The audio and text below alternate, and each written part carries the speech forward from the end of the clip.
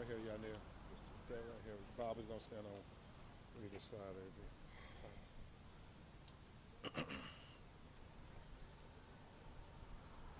You got everybody ready? Okay. Is everyone ready? I'm looking for an Instagram live. Where's your A? Let's go.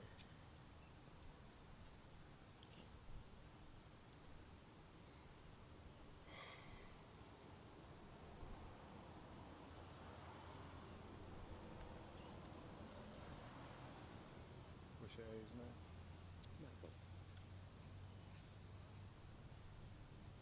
You ready, Michael?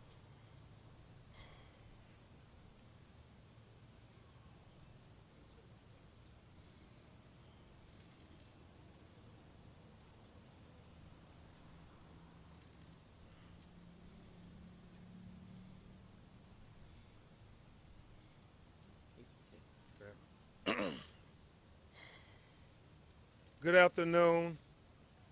I'm attorney Ben Crump, and along with attorney Bob Hilliard from Texas, who I've had the pleasure of doing civil actions all across the United States for bereaved families and victims in Astro World, as well as against the National Basketball Association and other landmark cases, along with attorney Gerald Christmas and attorney Natalie Jackson.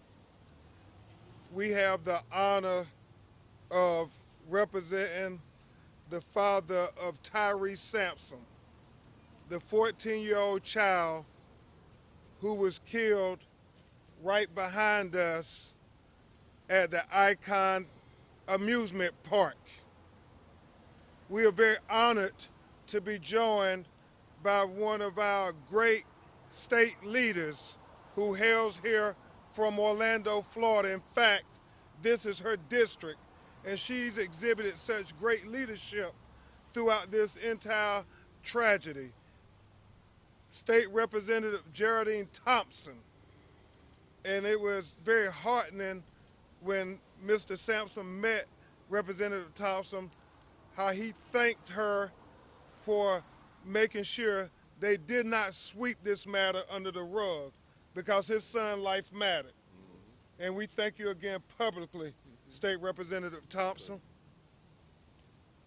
Attorney Hilliard and I, along with Attorney Haggard, we filed the civil wrongful death lawsuit on behalf of the parents of Tyre Sampson. And we filed that lawsuit because we wanted it to be on the record that the reason Tyre Sampson, this 14-year-old child, was killed is because these corporations put profit over safety. And when you put profit over safety, it is foreseeable that harm can come to innocent people, innocent children, like Mr. Yarnell Sampson's only child, his only child. And that's why this is so very emotional for him this afternoon. Attorney Natalie Jackson and I were talking about this matter, and it was just logical to us, Attorney Christmas. If you're going to advertise for children to come to your amusement park, then you have an obligation to protect children. I mean, it's not a complicated dynamic. You have a duty and a responsibility to make sure the children who visit your amusement park that you solicited are safe. Now, my learned co-counsel, Attorney Hilliard, is going to talk to you in a few minutes about some of the the technical aspects of the lawsuit, the multi-million-dollar lawsuit, because we believe our children are just as valuable as anybody else's children. Yes, sir. And Attorney Hilliard is going to talk about some of those technical things, Representative Thompson, that you and Commissioner Freed and the state investigator discovered that was part of the reason why this broken-hearted father is grieving his son's absence today. But you all, it doesn't take all these experts and all these studies and all these reviews to tell us that when your child comes to an amusement park, they are not supposed to fall out of the ride over 100 feet and crash to the earth to their death. That is not supposed to happen. And they can say what they want to say. There is no excuse. There is no way to justify this, Attorney Hilliard. I mean, you cut corners to save pennies, and it costs people their lives, and that is not acceptable. Mr. Sampson was very clear from the first day I met him and talked to him. He knew that his son was gone and that he didn't have a voice anymore. So it was up to him and their family to give the world the legacy for Tyre Sampson. And that's what this lawsuit is about. It is about the legacy of Tyre Sampson and making sure that we can get change, positive change, where no other family will have to suffer such a senseless, unnecessary loss, an unjustifiable loss. I mean, you look at that ride, over 400 feet. There is no way. You shouldn't take every safety precaution. I mean, you got children, innocent children, trusting you, trusting the corporations, trusting the manufacturers to do everything to make sure that these children are safe. And these defendants named in this lawsuit, Slingshot, Icon Park, Funtime, and all the others, not only did you fail to follow the safety rules, but you failed our children. And that we can never, ever forgive you for. Because you're going to hear from Mr. Sampson after Attorney Hilliard. And he's going to talk to you about how special his child was and why he had to come here and how there's a hole in his heart about this wonderful little boy being taken from this earth far too soon. And so we filed this lawsuit because we not only want to get justice and accountability for Tyre Sampson's family, but we want change. We want change here in Orlando all the way to the State House that will impact not just the ground zero for amusement parks here in Orlando, but will impact the world, where we don't want to see this happen anywhere where you have to bury your 14-year-old child after seeing the most horrific video that you will ever see. As I said before, other than the horrific torture video of George Floyd, it is one of the most horrific videos ever captured on cell phone video. And that's why we're going to continue to fight, because Tyre did not deserve to be killed that way. At this time, Attorney Bob Hilliard, a great trial lawyer in Texas and one of the best in America, is going to address you. And then I will introduce you to State Representative Thompson to tell you about some proposed legislation that her and leaders of the state caucus are putting forward in Tyre Sampson's name. And then I will introduce you to his father. Attorney Hilliard. Thank you, Ben. Good afternoon. My name is Bob Hilliard, and we've come today with Yarnell to honor Tyre's memory. And as Ben said, the lawsuit was filed yesterday. I have a few remarks. As a parent, Tyre Sampson allowed his son Tyre to come to Florida on spring break and enjoy these rides, including the ride that you can't even see the top of behind me unless you crane your neck. Why did he do it?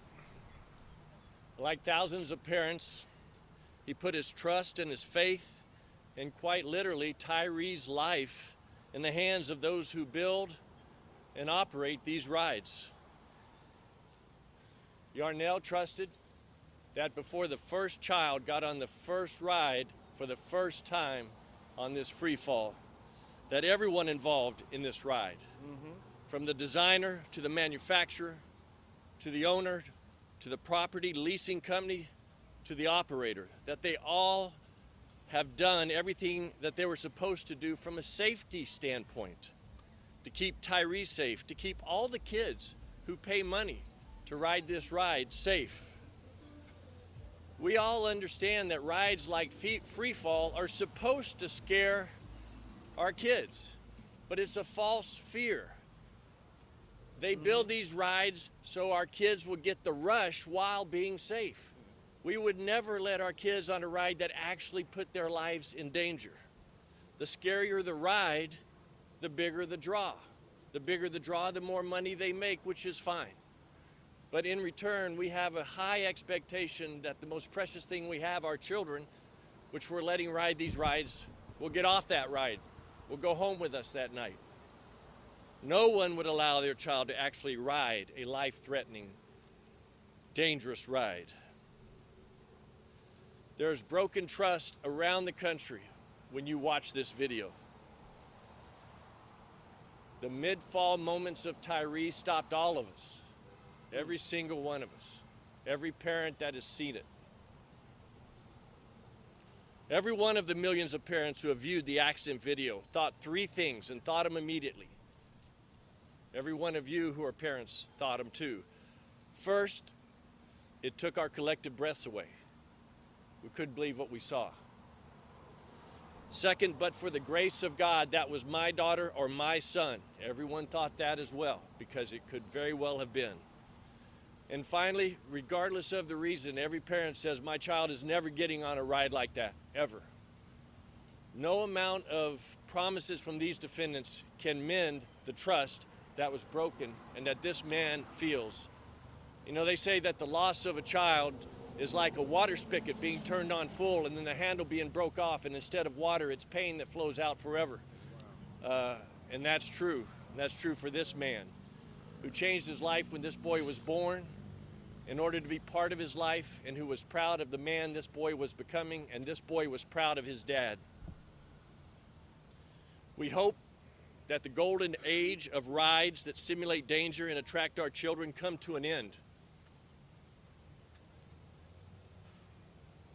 The only hope now for Yarnell, for Tyre's mom, is that the myth that these rides are safe and they just appear to be dangerous died that night with poor Tyre when he hit that concrete. That everyone now sees that this ride, the ride behind you of that Ferris wheel, broke in two with people on top, with children on top. We now learn that their safety measures don't exist that we trusted in. So the lawsuit has been filed. The litigation will proceed, and during the trial of this case, if this ride is still up, we're going to ask the judge to allow the jury to come and do a jury view, because you just do not appreciate until you stand here and look up at how high that is. And even now, there are anyone that looks up there just can't believe it. People that walk by shake their heads at how high that is. You would think that NASA's best engineers would have designed this if they're strapping our children in it and dropping them at 4 Gs, which is a G more than the shuttle astronauts experience. So Yarnell is heartbroken, and on his behalf, we funnel that heartbreak into righteous indignation and anger at what happened. And we're going to represent him and his interests, and we're going to make sure that every single defendant that caused this will be brought to justice. Thank you, Ben. Thank you so much, Attorney Hilliard. And you may have more questions about the lawsuit, and we will answer those. But first, we want to hear from one of our sheroes, one of my personal mentors. Her and her husband, Judge Thompson, has mentored so many young people like me and Attorney Jackson, and thank you for continuing to exhibit great leadership. State Representative Geraldine Thompson. Good afternoon. I am here because it is important to honor Tyre's memory, to honor the promise that was ahead of him by making sure that no other child comes to Central Florida for spring break and returns home in a coffin. And the responsibility for overseeing rides like this rests with the state of Florida and is assigned to the Department of Agriculture and Consumer Services that inspected this ride in December, gave a permit so that the ride could open in January, and had planned another inspection for June. In the interim, someone who disregarded the manufacturer's guidelines altered and adjusted the harness that came across the body that was supposed to keep Tyre and other young people safe. And we want to know how that happened. I'm looking at the law to require more frequent inspections, more than just every 6 months. I'm looking at the law to focus on training. You shouldn't have people who were hired yesterday operate these rides today. So training is going to be very important. I'm looking at the law to make sure that anytime there's any adjustment on an amusement ride, that the state is notified, and that then leads to another inspection. We require that today of rides that are temporary. And if those rides are disassembled and reassembled someplace else, it requires an inspection. And there's no reason why that should not be the case with this permanent ride. You know, there's an African proverb that asks the question, how are the children? And in Africa, they measure the health of their community, of their society, by the health of the children. And the response that they're looking for is all the children are well. In this case, Tyre was not well.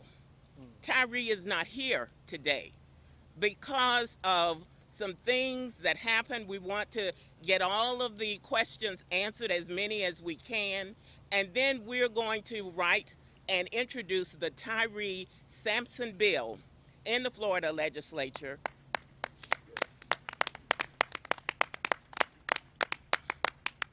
to honor this young man so that his life will have meaning going forward for the protection, for the wealth, for the health, for the safety of other young people. So we appreciate you being here today.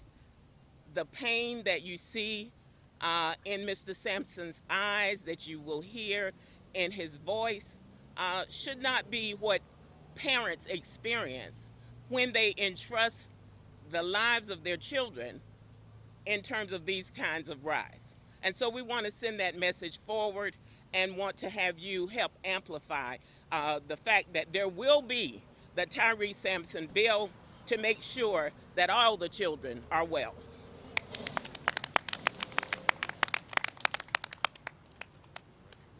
Thank you so much, Senator Geraldine Thompson, for your leadership and the proposed legislation in Tyre Sampson's name. This is gut-wrenching. Very, very, very emotional. Very raw. But Tyre Sampson's father, Yarnell Sampson, is now going to address you and talk to you about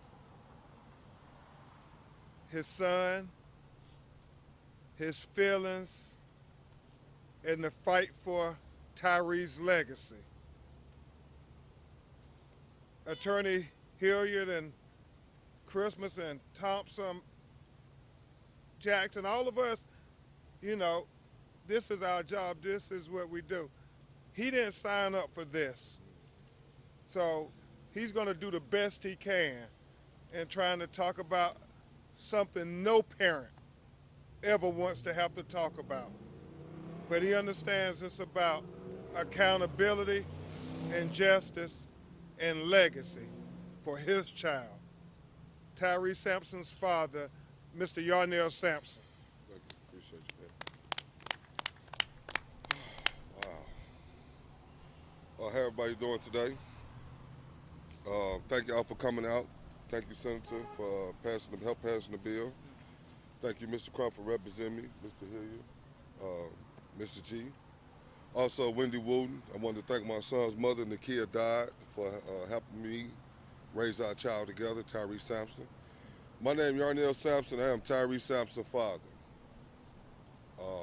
The reason I'm here is to get some understanding and get a few answers. Also, to pay my respect for my son. This is the first time I've been here. Everybody know the funeral was last week. That's the first time I seen my son physically. I'm gonna just say how I found out was through the internet. It went viral at that point. Getting off work, and Miss Wendy Wooten asked me could I have a seat, and she wanted to show me something. And I seen the video. I was kind of sickening when I first seen it, but I didn't even know it was my child. When I found out it was my child, it took the breath out of me. It took some life out of me as well. It just made me numb and helpless because I wasn't there to protect my son. But I'm here now to talk up for my son because I'm speaking up for the voiceless. If I don't speak up for this young man, this thing will just be swept under the rug, and it'll be another young man going through the same situation, and we're having the same press conference 5 years down the road. This should be the last press conference talking about my son, unless we try to help make change. Wow. Now, if you try to help make change, let's push this needle towards the direction it needs to go. For each and every one of us will have to have this platform up here to talk about me burying my son. In the dictionary, they don't have nothing to describe a father or a parent or a mother burying their child. There's no word to describe that. So what I'm feeling right now is sickening. It's days I can't get out the bed, make myself eat, make myself drink. Imagine you lose an honor roll student, 14-year-old child, that was a straight A student, went to school, did everything you told him to do, and had no problems doing it. What would you do in this situation, lose your child? There's two ways I can go. I can go to depression and hide and let this just fall away, or I can stand up and do the right thing. Amen. That's what I'm gonna do. I'm gonna speak up for my son because he was a warrior, he was a young man, he was intelligent, intellectual. Forget the part about him being a five-star athlete, left tackle, prime position. We ain't gonna talk about that part. Let's talk about the 4.0 intellectual that he could have been. He could have been a doctor, lawyer, scholar, an astronaut. The reason why I say astronaut is not a lot of black astronauts. Wow. So, well, we already had a black president. So, but the point I'm trying to say is sky's the limit if you got potentials. Yeah. And he had a lot of potentials. If you ask anybody to know Tyre, he'd touch you. He'd touch your life some kind of way. I'm quite sure when he was here, the little time he was here, he was touching people around him because that's how his energy was. He had good synergy. He was raised by two good parents. that really love their child. They believe in the morals and the values of doing right by others, and right will be followed by you. Far as you do good by others, God gonna lead you toward the right direction you need to go for the right prosper to find favor. Favor is blessings. That's what favor is, blessings. Every day you wake up in the morning, it's a blessing. Amen. So I just appreciate y'all taking the time out. But I'm gonna say one thing. I appreciate everybody that came out here and showed my son support. It took me a month later to get here. Fortunately, it takes a little time to get strength to do something like this. This is not an easy process. It's not an easy thing to do. Speaking to strangers, all these cameras, this is not a natural thing. But I appreciate y'all showing up to help me spread the message. The narrative is Tyre, justice for Tyre. Justice for Tyre. That's the narrative. There's no money involved gonna change this situation. We could talk about all this, we could talk about all that. If the change don't happen with this young lady with the bill, then this same situation gonna happen down the road. It might not be in Orlando, could be in California. Like, stop it. It's senseless that a child got to lose their life trying to have fun. Plain and simple.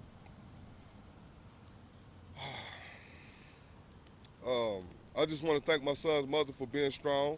She had a press conference as well. We're going to do this together as a family. We're going to get through this, and we both want change for our child. Amen.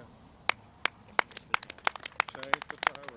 And also, we want this company to take accountability for their actions. You know, it shouldn't be profit over safety. Exactly. Exactly. It should be safety over profit. Exactly. Exactly. You want to tell them why you had to come here? Be honest with you, everybody know why I'm here. I'm here to mourn, to get my peace, and me to get our official prayer for my son where he officially died at. I'm not here for the publicity. This is not going to make my life better. Actually, it's made my life worse. I appreciate Mr. Crump for being a real man. You've been very supportive, not only as a lawyer, just as a man, period. I appreciate that. Hey, we love you, brother. We're here for you. Y'all see, this is my support system. It's small because when you're going through trauma, it's very hard to describe it, and it's hard to explain it. So I'm in my moments right now. And I don't know, every second I'm trying to make it better by just trying to live. Just give myself breath, the energy, and a chance to live, because I have to be here for my son, because I'm my son protector and I'm my son provider. And it's my job to be his voice, because he can't speak no longer. So that's why I'm here. Thank you.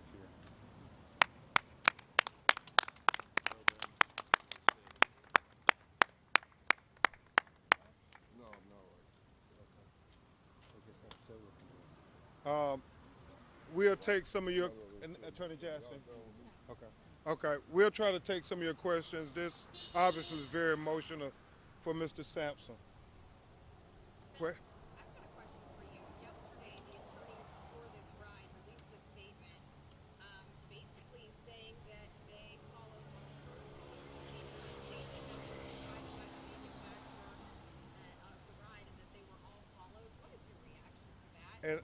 And I'm going to have Attorney Hilliard also answer that question. But to me, you don't have to be a rocket scientist to know that a child that you advertised and solicited to get on your ride is supposed to fall out of the seat to his death. They can say anything they want to say, but there is no excuse. Is the manufacturer partly responsible? We believe so, absolutely. Does that absolve the operator's culpability? We think not.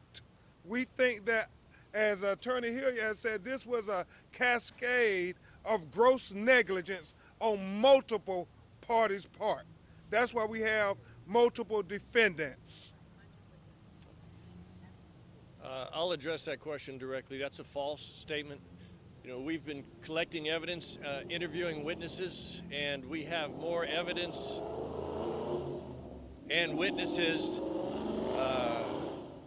than have been disclosed yet, but they will be disclosed inside this litigation.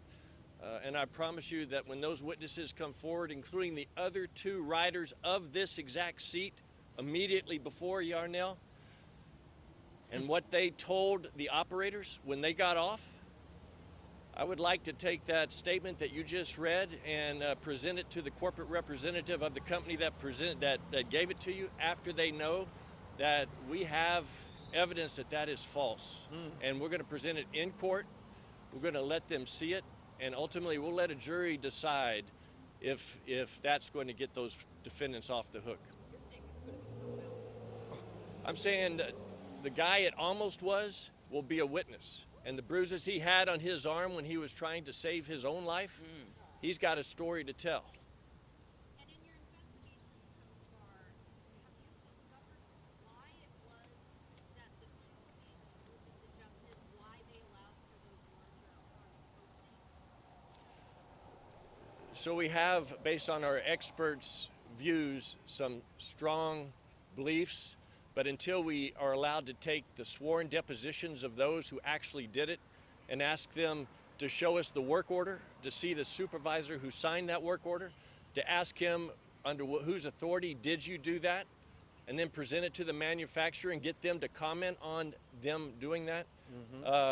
We can't say for sure, but I can tell you that that answer is knowable, and it will be found out through sworn depositions of those who are responsible for adjusting the seat. For example, we don't know how far up the approval went for the adjustment of the seat.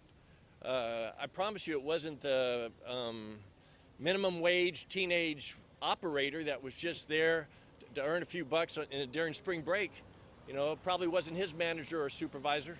You know, it was someone that was in a position of authority that decided there's enough larger customers to where they could make more money if they allowed them a special seat without any safety protocols. Realistically, what is the timeline? Let me say one thing to that. I'll say one thing to that. You know, they know who their employees are at these amusement park rides. Why did the manufacturer even make it possible for children to adjust rides? I mean, you have to ask yourself those questions, because it was foreseeable if you allowed that a young person will make an irrational decision. Or is that what you wanted them to do? Because it still goes back to profit. Whoever comes, if they gonna pay, we gonna let them ride. We don't care about whether they're gonna be able to come down safely or not. All we care about is the profit.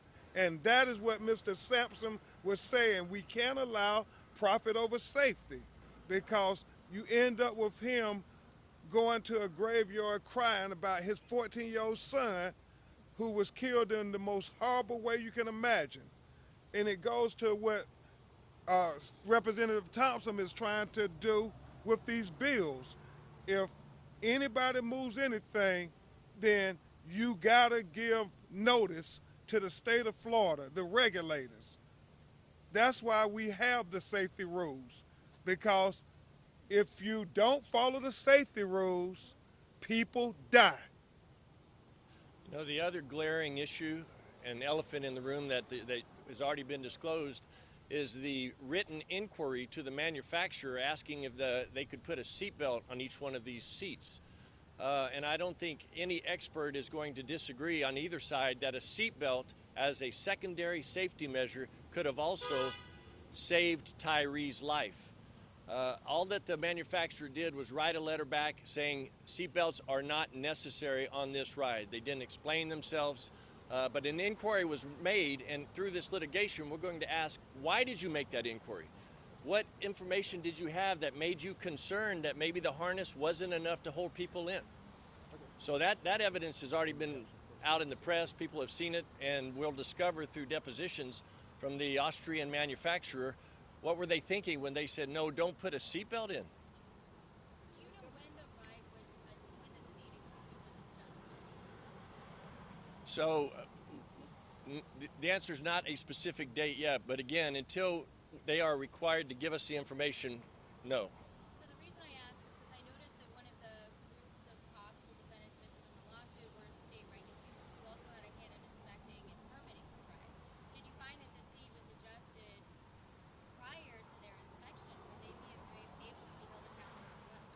where we plan on holding any and everybody accountable who has something to do with this child's tragic death. So with attorney Bob Hilliard, attorney Mike Haggard, attorney Michael Richardson, and us, attorney Gerald Christmas, we're dotting every I and crossing every T, because that is the least we can do for Tyre Sampson. That's the very least we can do, is get the truth, the whole truth, and nothing but the truth. But in regard to what you asked, what you're saying is, well, they created a dangerous design modification, and the state regulator missed it. That may be true, but the state regulator didn't create it. And you're right; it's their duty to inspect and to cite and to stop. But it existed whether they were there and saw it or not. And the evidence will determine when they were there and what they did see. There'll be reports that answers that question. But the culpability lies with those who ultimately decided not to put a seatbelt in, to change the design on site, to not listen to the other two riders in that exact chair that night. And that's what's astonishing. I mean, this was so preventable. You're going to hear this evidence that Bob is speaking of about the people who were in the chair before Tyre. Yes, ma'am. Mr. Sampson, are you up for Yes, ma'am. Yes, ma'am. questions Yes, ma'am. Your first time out here, first of all, what's it like coming out here and seeing the outburst for your son out there? To see this on television is one thing, but to see the size of this ride in person to your son's life, it's I'm gonna be honest with you. I couldn't even watch the tape the first time I seen it. It could not have been my son. Could have been somebody else's child. It was still just that. But then to find out it was my son and actually see it up close, it just, I don't know how you want to get on something like that. Like, I like to get on rides. I used to be a thrill seeker, but never nothing like this. I never seen nothing like this in my life. Like, this is some scary stuff right here. And then you adjusted it and playing with seats and all that kind of stuff. If they doing irresponsible things like this, adjusting seats and doing that, then what else they doing other places? Like, the ride got to come down, plain and simple. Should no kid get on that ride no more, ever again. You have to worry about the thought even falling again. The thought in your mind to think about. Any one of y'all got kids out here? Anybody got kids? When you see your kids every time you go home, what you do? You tell them you love them, don't you? You hug them, you tell them they're beautiful, whatever you need to do to motivate them. That's the same thing with my son. I can't tell him that no more. I can't hear him coming in telling some jokes and, Dad, I'm hungry, going to the refrigerator and raiding the refrigerator. My son was 6'5", over 340. Was a growing young man. So I don't have that chance no more to tell him I love him. So if I can stop this, right, or not necessarily me, if we can stop this and prevent this to happen to another child by taking these rides down nationwide, or till they get themselves together to do it right, then I'm all for it. That's what I'm here for. How do you feel about seeing the memorial and all the support? You know, this happened a while ago, and we've been covering it throughout. I'm gonna be honest Every with you. single day people come out here and they place stuff. I'm blessed because I knew my son was that great. You know, if you spend 5 minutes with him, you will come impressed. You got to think about it. This year 2022, right? How many young men you know these days say, yes, sir, yes, ma'am? This honestly greet you, don't even know you say, yes, sir, yes, ma'am. That's the kind of young man he was. He was a gentle giant. You know, you can go from a school teacher interviews all the way to coaches, to friends, to teammates, and anywhere you come across them, they're going to say the same thing. Tyre was an awesome young man. They're going to tell that story over and over again because it was the truth. And to appreciate me coming out here and seeing all the support is actually, this is probably what keeping me not breaking down. Mr. Sampson, can you talk about why you decided not to settle out of court for something like this? I'm sorry? Can you talk about why you made the decision to not settle out of court and to go through the Be honest with you, I never had a choice to settle out of no court, be honest with you. I have not gained nothing financially from this situation at all. I'll have no GoFunds, I'll have none of that stuff set up. So I work myself off to pay for where I'm at. There's been a lot of discussion Oh. as to whether or not to tear the ride down. Is that a goal that you guys are hoping for? Well, I'm not to the thrill seeker type person, but me personally, I would like to turn the ride down or take it down. But that's not my decision. I don't make these laws and I don't regulate them. But if we could change some things and make it safer for this never happen again, I'm cool with that. But preferably, I'll let the ride come down. Because that's a reminder every time somebody go up down that dang old ride that I'm looking at my son, visualizing that, falling from that. So I don't know. You tell me what you want. Talk about it. This last conversation with your son. Was he excited to come here for spring break? Be honest with you, my son normally every spring break spend time with me. But he was excited to come up here because it's the capital of thrill rides. This is the what you call amusement capital of the world. So if I was a 14-year-old kid, I'd be excited to come here too. Look around. It's a beautiful place. I mean, unfortunately, I can't remember Disney World when I was a kid, you know. But I don't want to be here talking to y'all about my son falling off a ride that's 480 feet in the air. This shouldn't be the conversation right now. We should be talking about how great can he be in the future. What can he do to help his neighborhood? What can he do to be a better citizen? Could have been an all-pro. I mean, it's a lot of good questions I want my answers. I ain't gonna get them. Because guess what? He's not coming home no time soon. Mr. Sampson, what do you hope, to go back to the previous question, I guess what I'm trying to ask is what do you hope to accomplish by going through this process? I'm already accomplishing that. She changing the bill. This story, this narrative, this story right here has never been about money. Right. This story right here is about change. It's about no other child should have to die off a amusement park ride. No other parent should have to bury their child before they get a chance to bury themselves. That ain't supposed to happen in law or physics. It ain't supposed to happen. There's no word to describe that in the dictionary. You let me know. It's none. So at the end of the day Mr. G, I got this. End of the day, his legacy gonna live on. As long as I got breath in my body to speak up for him, that's what I'm gonna do. Because I'm his father and I'm his protector. That was my son. They got a lot of excuses about this ride. They ain't telling you the facts and the truth. What about the truth? A lot of speculations, a lot of stuff going. Let's get to the truth. That's why I'm here, for the truth. You mentioned that you'd seen this video before you knew it was your son. How many hours later before the Be honest with you, I think this happened about 6 or 7, 8 o'clock around the evening time. I didn't find out till like 4:30 in the morning after I got off work. Wendy Wooten had explained it to me. She the one, I guess she knew about it, and she the one told me about the video. That's the first time on my recollection of hearing about it. Looks like State Representative Thompson may be ill over there. Okay. Just to clarify, I'm sorry. When you saw the video, the first time you saw the video, you had been told that it was Tyre. Yes. Well, first she asked me, can I sit down? I walked, you get off work, you're happy, you get off work, you walk in the door like a typical day, you come on in and you see your significant other sitting there crying. And you don't know why she crying. She crying, it's a different cry of you bump your toe and ooh, that pain, raw emotion cry. Like you lost somebody who's very important to you. And she felt the same way like I felt. So when she told me, she had me to sit down and she said, have you seen this video? I said, no, what video are you talking about? And when she showed me, I looked at the video, I'm like, ooh, I turned my head instantly. Because I didn't just want to look at it. She was like, you really don't know? I'm like, I know. She's like, that's Tyre. I'm like, stop playing, stop kidding me. Instantly, I threw up. I'm gonna be honest with you. I threw up. It took the breath out of me.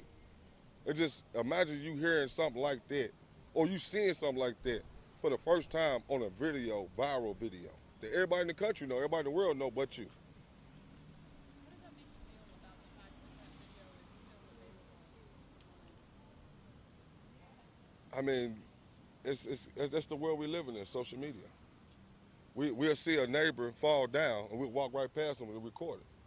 Say to pick your neighbor up. See if he's okay. Ask him if he's okay. We lost the compassion for life. Are there any other questions? Just a clarifying question about the suit. Is it 2 civil lawsuits or it's one that he has represented? It's one lawsuit. They're co-representatives of the estate, equally representing the estate of Tyre as a result of his damages and their damages for the loss of a son, and copies are available. Thank you. You're welcome. I started to ask earlier, what's a reasonable timeline for when answers are really going to be found on this case? All of the Florida defendants will or have been served in the next few days, and they have 20 days to answer the lawsuit.